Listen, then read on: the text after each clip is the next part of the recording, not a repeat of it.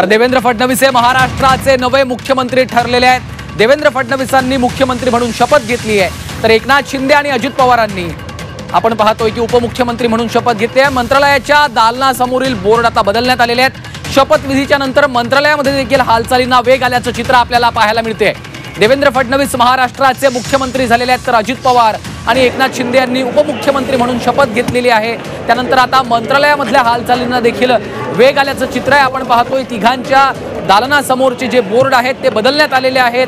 मुख्यमंत्री म्हणून आता देवेंद्र फडणवीस यांच्या दालनासमोर असा बोर्ड लावण्यात आलेला आहे। देवेंद्र फडणवीस हे महाराष्ट्राचे मुख्यमंत्री झालेले आहेत, तर एकनाथ शिंदे आणि अजित पवारांनी उपमुख्यमंत्री म्हणून शपथ घेतलेली आहे। त्यामुळे आता नव्या सरकारच्या या शपथविधीनंतर, शपथविधीच्या या सोहळ्यानंतर मंत्रालयामधल्या देखील हालचालींना वेग आल्याचं आपण पाहतोय। दालनासमोरचे बोर्ड बदलण्यात आलेले आहेत। दिमाखदार असा हा शपथविधीचा सोहळा, महायुती सरकारचा शपथविधीचा सोहळा पार पडलेला आहे।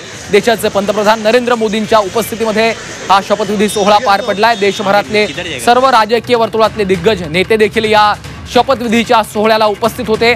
देवेंद्र फडणवीसांनी तिसऱ्यांदा महाराष्ट्र राज्याचे मुख्यमंत्री म्हणून शपथ घेतलेली आहे। तर दुसरीकडे ही आपण दृश्य पाहतोय,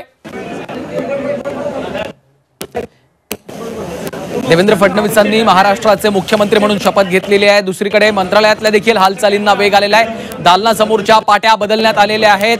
आता देवेंद्र फडणवीस यांच्या दालनासमोर मुख्यमंत्री म्हणून पाटी लावण्यात आलेली आहे, तर त्याच वेळी एकनाथ शिंदे यांच्या दालनासमोर उपमुख्यमंत्री अशी पाटी लावण्यात येणार आहे।